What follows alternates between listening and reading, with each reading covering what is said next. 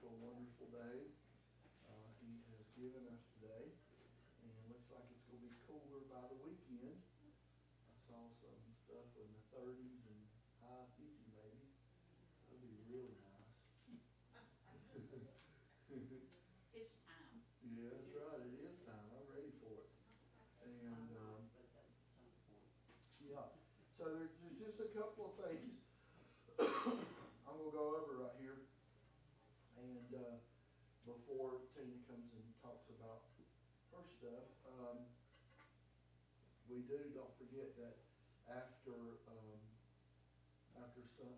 service Sunday that we have that meeting if you're going on the trips. So you'll get your sheet of paper shows what house you're in and who's with you and the address of that house in case you're not riding the bus with me. All right, and we'll see how many is going to ride the bus or if we need to take the van too. We'll need to know that Sunday also. So if we just will take one or we need to take both, okay? Another thing is we talked about this a week or two ago, I'm going to get you up to date on the food pantry. The Hunger Coalition and Blue Cross Blue Shield did contact us today wanting our tax ID. Alex and I are meeting with them the 11th, which is Wednesday, at 12 o'clock here, and they're ready to go forward, basically. This is something that, we'll have to go ahead and take care of pretty quick, and I've already talked to Lanny and Linda about just doing this in the past, being part of it in a couple of different situations. We'll need a whole separate account set up at the bank, which is no big deal, of course. Checking account just for this, so all the money that comes in for it will go out through that same account, and it's not mixed in with everything else that's going on. All right, so we'll have that food pantry account set up for that. Is there any questions on that?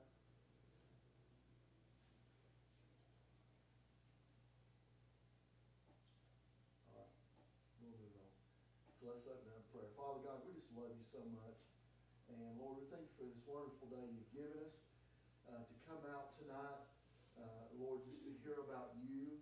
And Lord, just pray right now you speak through Tina, God, whatever she has and you've given her to say and to talk about this afternoon. I pray that we can take it and apply it to our lives. God, that we can draw closer to you. I pray for Sunday service. I pray for Sunday morning service, God, that you would be with us and your spirit be with us and everything that we do will be praise unto you. God, I pray for the funeral at 2 o'clock, Father. God, that you would be with me and Lynn and the family as we have Jerry Moore's funeral here, God. I just pray for that right now, that they just feel your presence also, Lord. And then as I start revival Sunday night and next week, Lord, just be with me each night. Give me the words to say, Lord. God, without you, I'm not capable. I'm not able to do it. And Lord, I pray that I feel you stronger than I ever have. God, be with us now in everything that we do. In Christ's name I pray. Amen.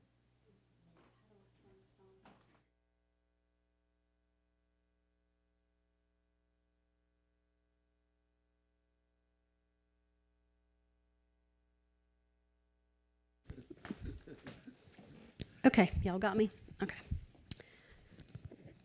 All right. Some of y'all know all this stuff about me, but some of you don't. And I just wanted to share with you what God had laid on my heart. When a life-altering event takes place, it does just that. It alters your life. It alters your path. It alters the way you think, the way you live.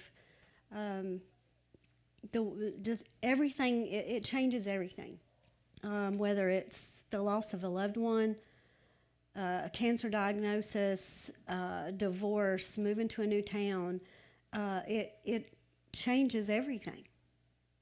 And so, we have to choose whether we're going to allow these changes to be good and mold us into better people, or if we're going to be bitter and angry and not willing to move forward. I had 2 life-altering events that occurred almost simultaneously, but it really started with COVID in 2020, and it was we were on lockdown, and everything was just, the world just stopped. Everything went sideways. And Jackie was considered an essential employee at the high school, so he went to the school every day, and I was at home by myself, and my anxiety got so bad, I had to quit turning on the TV. I couldn't stand seeing Anthony Fauci come on and talk about COVID and all the deaths and the numbers and Roy Cooper coming on, and I couldn't I couldn't do it. I was just I was terrified that someone I loved would get COVID and not survive, and that I wouldn't get to see them, because there were so many stories, and so I was just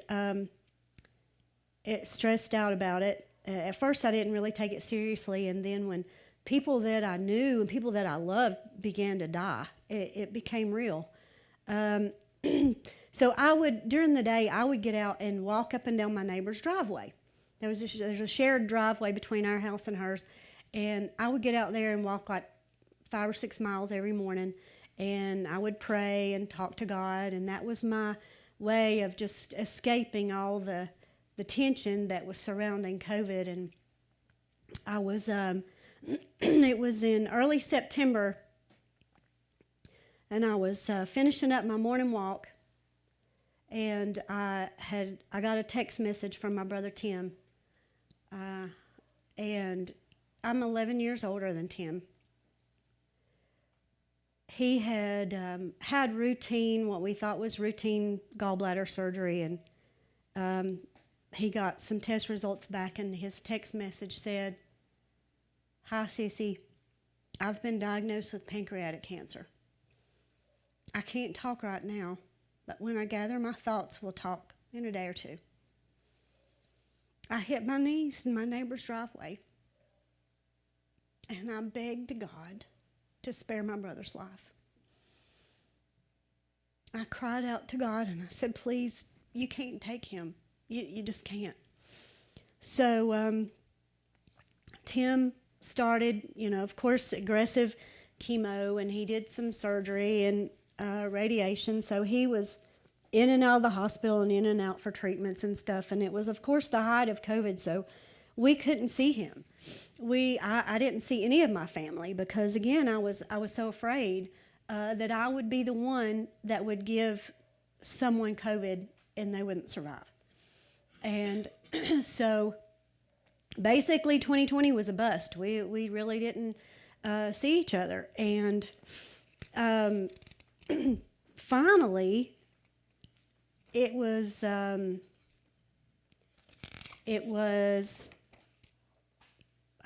sometime it was Father's Day, 2021. We finally got together as a family. We all decided to meet at Tim's house to see each other, and life started getting back to normal. It was normal for us, and Tim looked good. He was doing good. He was handling everything well. Chemo was going well, and he seemed to be tolerating it. So we ended up, Thanksgiving came, and we had a great time. We met at my parents' house. My older brother and his family was there, Tim and his family, and Tim looked great. He was feeling good. He was able to eat all the wonderful stuff my mom cooked, and he was just doing really good. And we were talking about it, and he's like, "Yeah, I feel great." I said, well, good. It just made me, I knew in the back of my mind he has pancreatic cancer. But to look at him, you wouldn't have known it. He seemed to be doing so well. And so a few days after Thanksgiving, I was scheduled to have a routine mammogram. No big deal. I went in, and at the breast center, if they will do an ultrasound after your mammogram, especially if your tissue is dense. They want to be very thorough. So I had the mammogram, and the technician says, I think we're going to take you on down to ultrasound. Okay, well, done that before, so I never batted an eyelash. All I was thinking about was where we're going to go eat lunch when I'm done. So we go in for the ultrasound, and the technician keeps going over the same spot. She'd go over that spot, and then she'd go way up under my armpit. And she'd go over that spot, and then she's way up under the armpit again. And she said, I'm going to go get the doctor. And I was like, ooh, okay.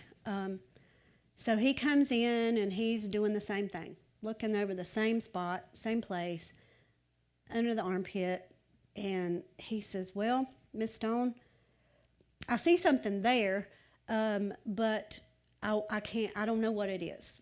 With the dense tissue, we really need to do a biopsy. I said, okay, let's do it. And so that was on like Tuesday, and we scheduled that biopsy for Thursday.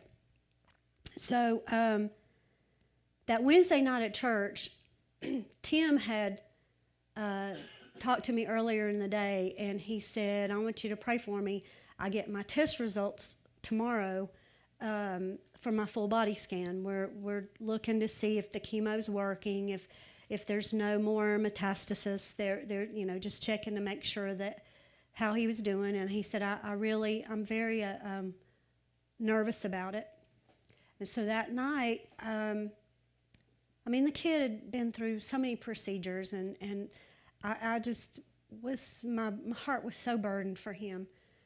So that night at the altar, I prayed and I asked God, I said, Lord, if you'll give Tim a good report tomorrow, I'll take a bad one.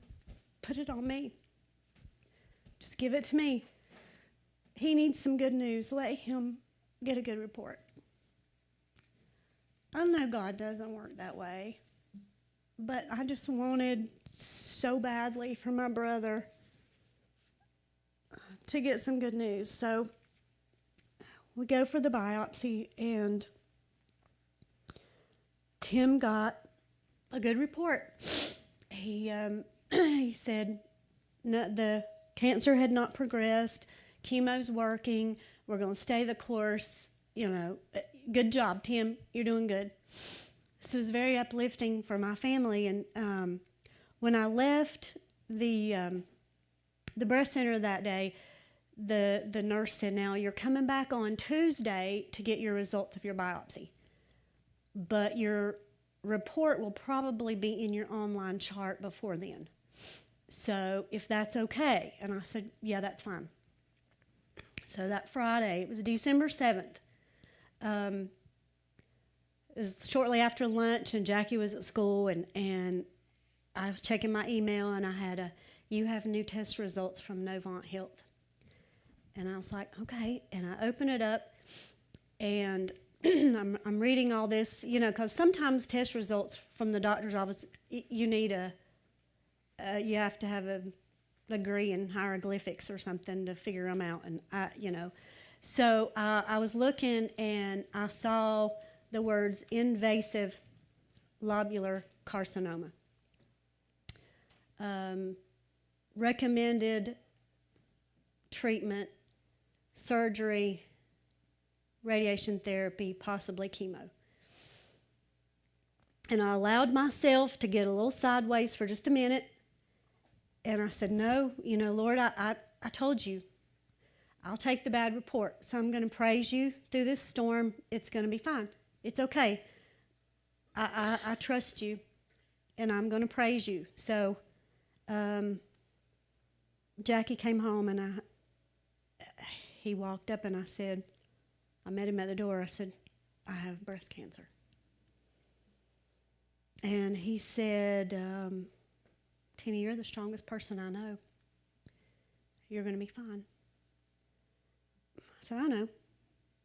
It's all good. So I didn't tell my parents that weekend. I didn't tell them that. I just waited until Tuesday after when we met with the nurse navigator. When I walked in, she said, hey, I am Julie, and I'm going to be your nurse navigator throughout your whole this whole process. And she said, I'm assuming you've already read this report. I said, yes, ma'am. She said, so you know you have breast cancer? Yes, ma'am. She said, okay, let's hatch out a plan. Okay. And they get on with it down there. I mean, they're just class act down there. And so we talked about what all would take place. And she said, now, we have the best surgeon on staff here in Winston.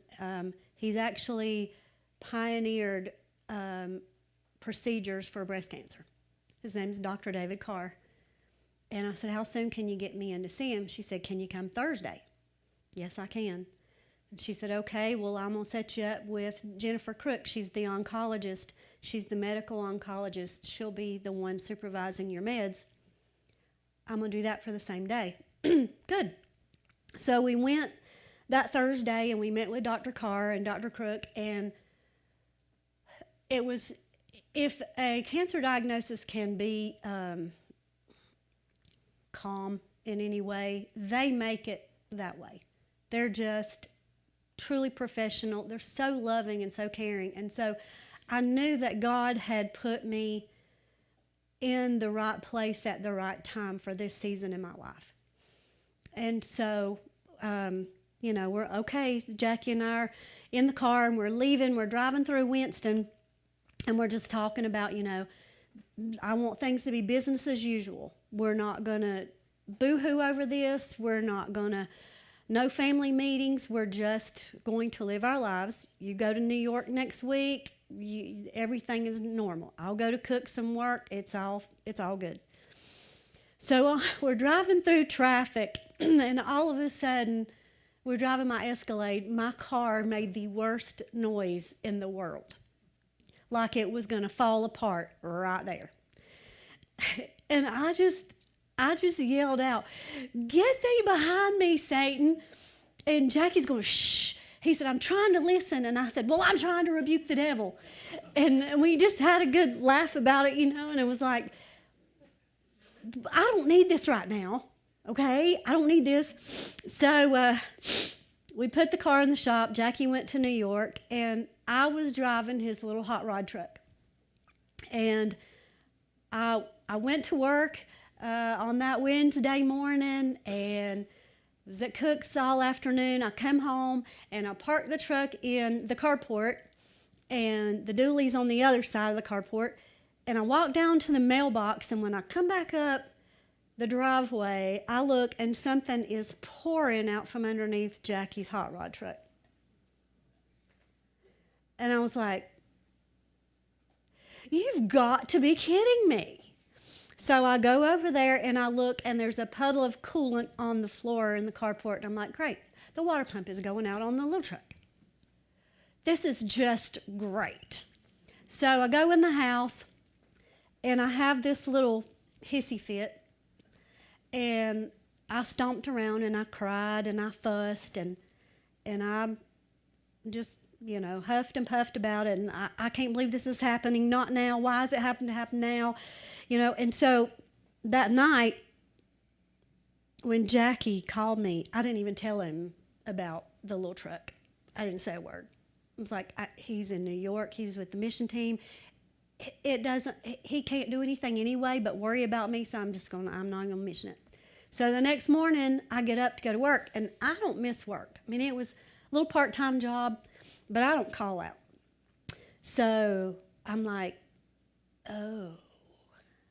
And I look out there, and there's the hot rod with the puddle of coolant, and then there's the dually, which I had never driven before. And you've seen it. It's huge. It's like a tank. And I was like, it was definitely a Jesus take the wheel moment. I went out there, and before I started up, I was like, Lord, please protect me and everyone else on the road, because this thing is a tank, and I don't want to run over anyone. So you please let me get to Cooks and back safely. So I made it fine, to the amazement of all my coworkers. They were like, what in the world? I'm like, you don't want to know. One car's in the shop, one's in the carport, and you just don't want to know. But I made it. So that afternoon, my car guy, Landon, his wife called me and said, hey, Tina, your Escalade's ready. And I said, oh, good. I'm going to leave here in a minute. I'm going to go home and get the hot rod truck. It's not far from my house to Landon's shop, so I figured I could drive it from there. And I said, I need to bring you the hot rod. And she's like, what's wrong? I said, the water pump's going out. She said, how you know? I said, there's a big puddle of coolant in my carport. Yep, that's it. So I go over, and I drop off the little truck, and they hand me the keys. I said, now, Landon and I joke around a lot. He's a good friend. He's a good guy. And I said, Landon, be easy on me. I have breast cancer. And he hugs me and says, I am so sorry. That'll be $900. Thanks, pal. So, yeah, so I still don't tell Jackie. I just told him that I got my car back. I said, I didn't tell him about the little truck. And he said, wait a minute. Who took you to Landon's to get your car? I said, nobody. I took the hot rod and left it up there for him. And he said, why? And I said, because the water pump's going out. And he's like, how much does it cost to get your Escalade? I said, you don't want to know. Just, you don't want to know. So, yeah, so that was another source of stress right there that I really didn't need, but, you know, so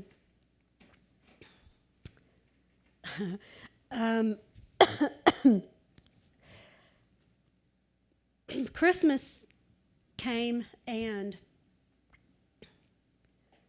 Tim had called me. We usually get together at my mom and dad's on Christmas Eve, and we do finger foods. We do hot wings and cheese ball and all these different snacks. And Tim called me to ask me what kind of food I was going to make, and he said, you know, I'm not really able to eat much these days. And he said, but you know what I really want? I said, honey, what do you want? And he said, do you remember how to make Granny's cheerwine punch? I sure do. He said, I'd love to have some. I said, honey, I'll make you some cheerwine punch. I said, as a matter of fact, I have Granny's antique punch bowl and all them fancy little cups in the attic. I'll go get it, and I'll make you some punch, and we'll just be fancy and have punch. And he's like, that'll be great. Now, y'all, my attic can best be described as an active crime scene. I ain't lying. It's bad. And that punch bowl was in the far right corner on a little shelf, and I had to literally crawl in between all these boxes and bags to get to that punch bowl. But I want you to know, if I'd have had to crawl on my hands and knees through broken glass, I would have done it, because that was the last thing I got to do for my brother. January came, and my surgery was scheduled for Monday, the 16th of January. And Tim went into the hospital, and he was it was not good. He was not well at all. And so 4 days before my surgery, was on a Thursday evening, my mom had been having some headaches, and she'd had some x-rays and different things to find out what was going on.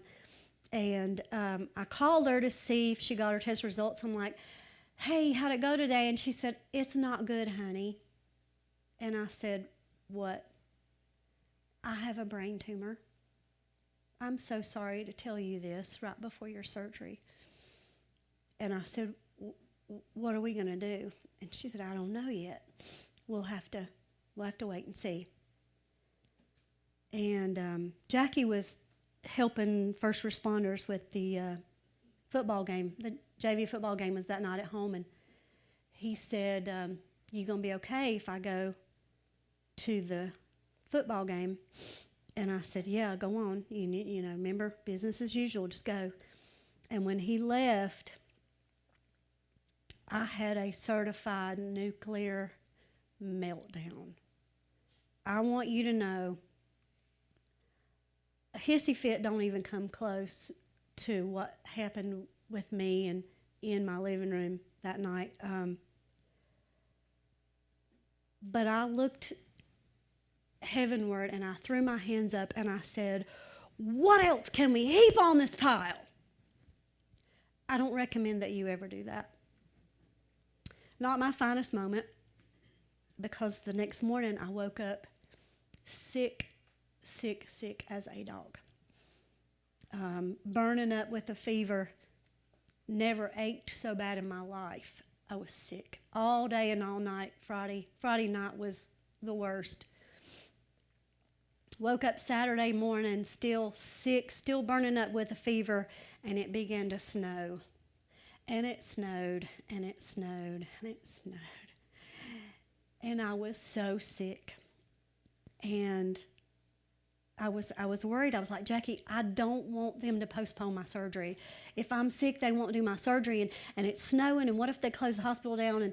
And he's like, just, we'll figure it out. And I was like, I've got to get this done. I want to get this behind me. And so Sunday morning, I woke up, and it was like nothing had ever happened. No fever, no aches, no nothing. But there was snow everywhere. And we called the hospital, and I told them, I said, you know, I'm scheduled for surgery in the morning. What's your game plan for the snow? I didn't tell them I had been sick. I was like, if they don't ask me, I'm not telling them. So she said, honey, if you can get here, we plan on you are our first surgery. If you can get here, we'll be here waiting on you. And I said, I'll be there. And she said, do you want to call me in the morning? I said, no, I will be there. So we head out that morning early. The roads had not been touched. It was horrible. We're in that dually, and I mean, it's like riding a hay wagon across a rocky cliff. I mean, it was horrible. And we get down there, and I'm like, of course, nothing is operating except the hospital. And I had to go to the breast center first for a procedure before they could do the surgery. And that procedure was they were going to insert a wire to pinpoint exactly where the cancer was at, so the surgeon would know exactly. But to do that, you had to be in this really awkward position in a mammogram machine under intense compression. So it wasn't comfortable at all. It was extremely painful, and it was to the point where there was one point where the room just got so hot, and I said, we got to stop for a second. And they opened a window and let that cold air in, and the nurse said, honey, we're almost done. We're almost done. Go to your happy place for a couple minutes, and we'll be done. So I turned my head over to the wall, and I'd never noticed it before. I don't know. I didn't see it when I came in the room. I'd never seen it before, as many times as I've been in and out of that place. It said, I can do all things through Christ who strengthens me. And I said, that's right. That's right. Let's get this over with. So got that done and went, and the surgery was a piece of cake. Got over there, and everything was great. Dr. Carr was fantastic. Everybody was wonderful. As a matter of fact, when we left the hospital that afternoon, we went to the Waffle House and ate waffles and bacon. So, but I went home to recover, and Tim was still in the hospital. And then came that news that we all knew was coming, but was just hope against hope and hoping for a miracle that it wouldn't come. But the doctors came in and met with Tim and said, honey, the chemo's no longer working. There's no other medication we can try, no surgery procedures, no clinical trials. There's nothing we can do. You're going to go home with hospice care.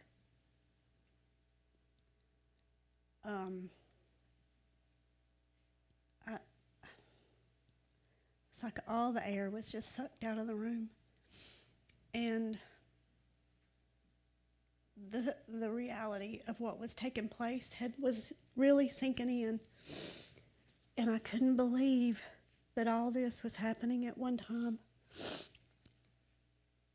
But I kept saying, Lord, I trust you. I trust you. No more hissy fits, no more meltdowns. I trust you.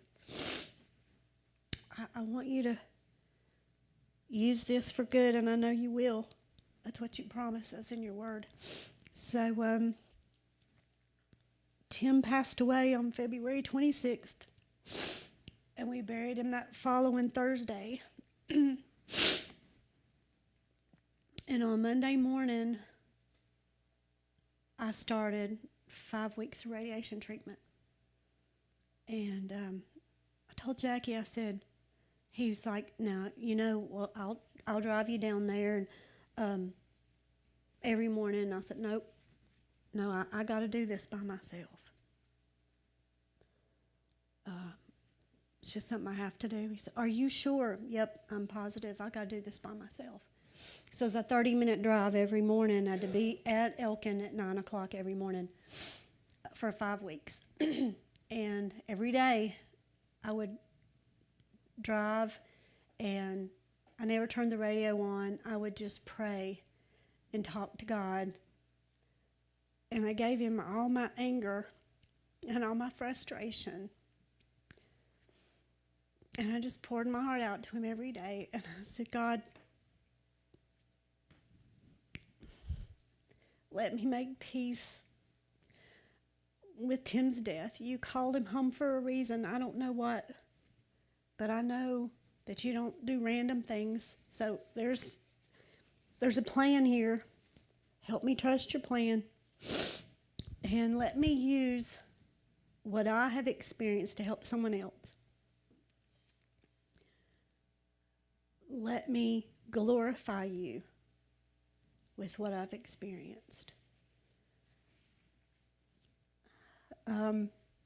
Through all of this, my faith grew exponentially. My perspective on everything in life changed through all of that. I view things a lot differently. I realize how precious life is and how precious family is. And relationships. And I realize that we're not just put on this earth just to be here, but that we have a purpose and a plan. And God never promises us that he will keep us out of the storms, but he promises that he will walk through those storms with us. And just like the Footprints in the Sand poem, when I look back on everything that took place, I see the hand of God in all of it. I can see where God was changing me and molding me and causing me to look at things differently and causing my family to look at things differently. And a whole new appreciation for life and friends and family and the things of God. And I am here for his service. And he gave me that path for a reason. And I didn't know Crystal at the time, but we came here to Warrensville, and it turns out that Crystal ended up with the same type of cancer as me. She went to the same surgeon as me, the same hospital as me, everything. And so I was able to tell her what to expect. I was able to say, hey, here's what's going to happen, and so there were no surprises. And then Dan Bumgarner, his sister Patsy, was diagnosed this year with pancreatic cancer. So I'm able to help them navigate and what to expect and when to expect it. And so God will use all these things in your life if you just allow it. If you look for the learning opportunity, the growth opportunity, God will use it, and He has for me. And I pray that my cancer never comes back. But if it does, I'll praise Him through that storm too, and I'll use that for His glory. That's all I got, y'all. Thank you very much.